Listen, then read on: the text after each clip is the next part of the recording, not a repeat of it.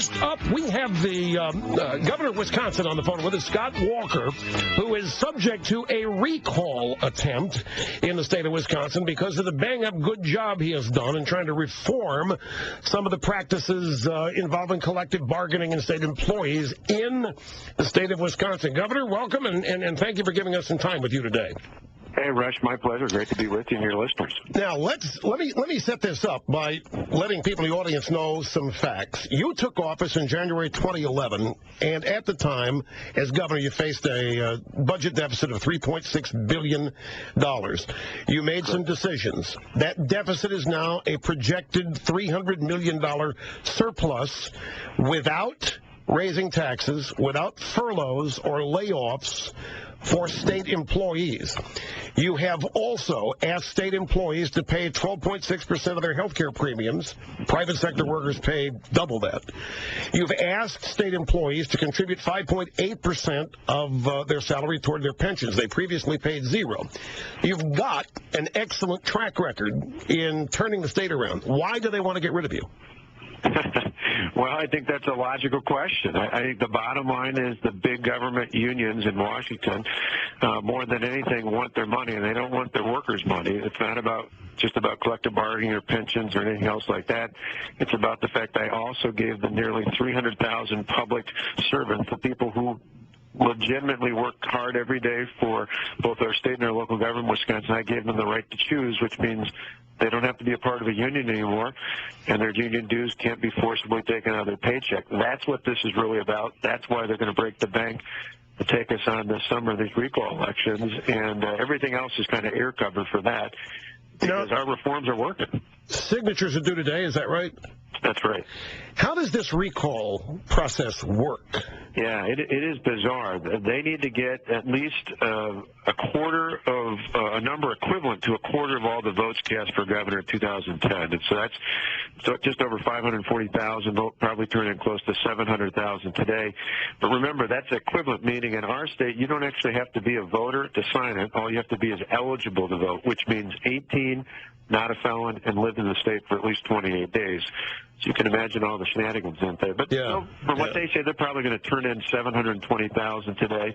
That's a lot of signatures, but they've been planning this since late last spring. They've got tons of money from the big government unions in Washington around the country.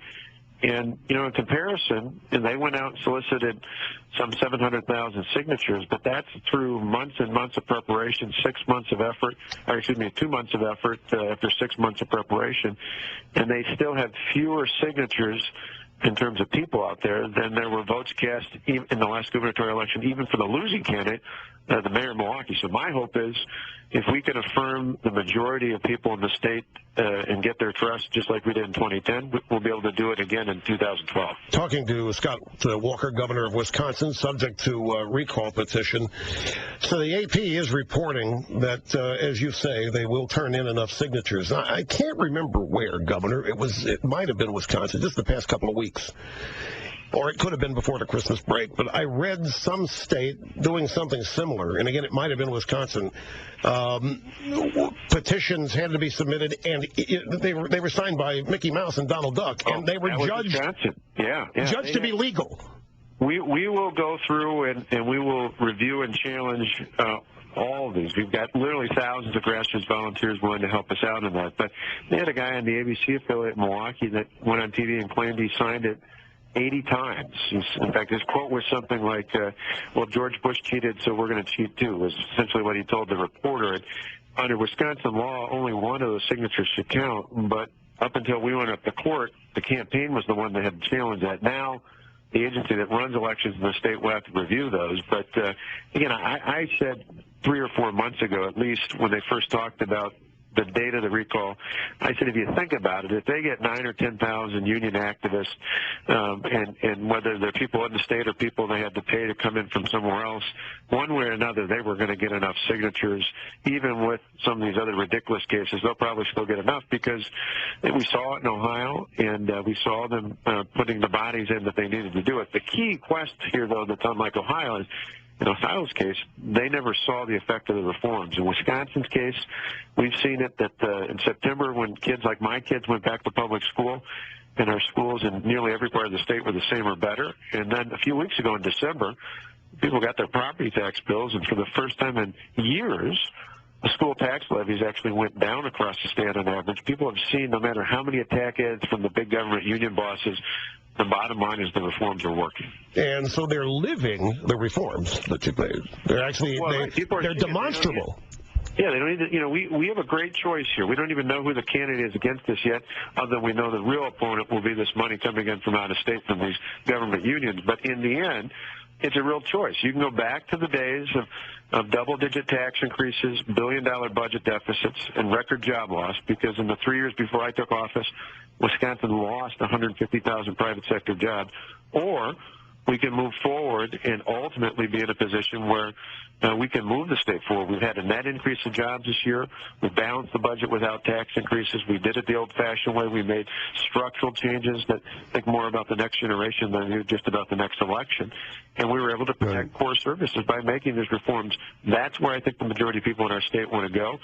And I hope, given the chance again this summer, with the help of a lot of grassroots supporters and people across the country at scottwalker.org can help us out as well. Well, that's why they want to recall you're effective. You're doing what you said you were going to do, and what you said you were going to do is working, and that's the last thing the left can tolerate. They just can't tolerate this kind of success. It disproves every belief of theirs. And I just went back and checked. It was the story was from December 14th. The signatures of Mickey Mouse and Adolf Hitler will be counted on recall petitions targeting you as long as they're properly dated and include a Wisconsin address. Nobody's been laid off for this, despite all the scream. How in the world can that stand?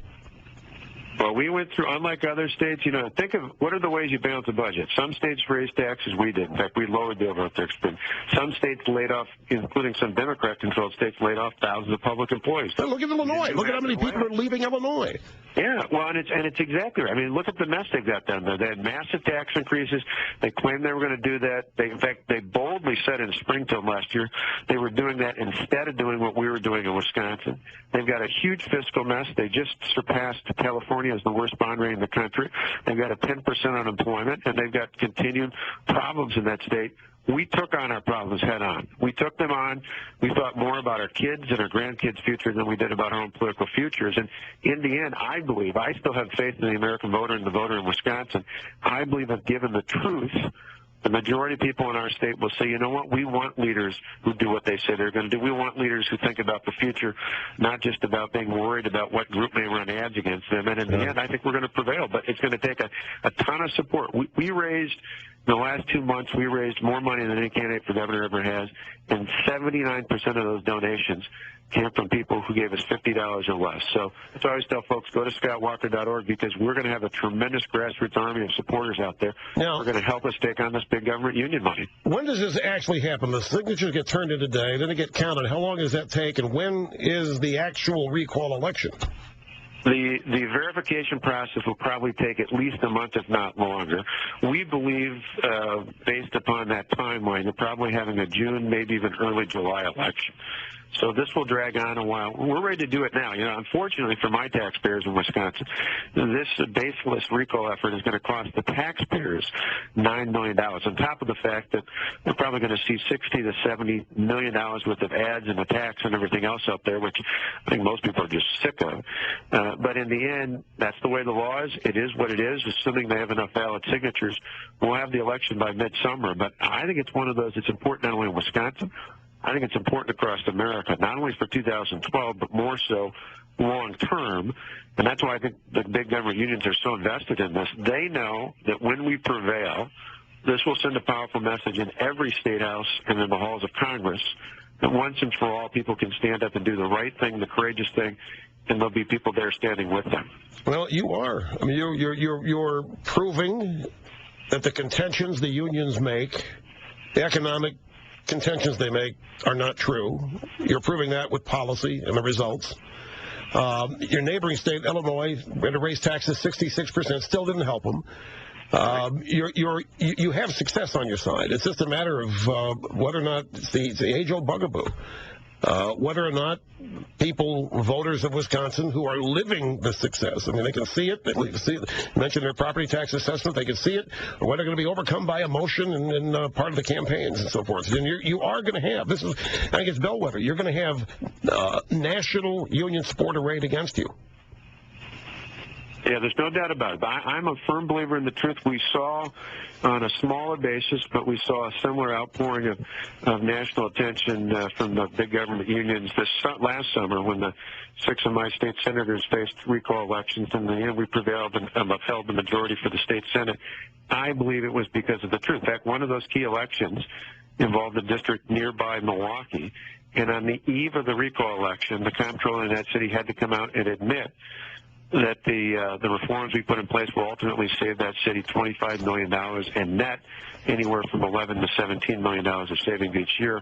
That's after the mayor, months earlier, said our reforms were going to devastate the city. The facts ultimately came out, and I think that helped win in that seat. And I think the facts, if given the chance to get out, will ultimately allow us to yet again earn the trust of the majority of people in our state. Governor, best of luck.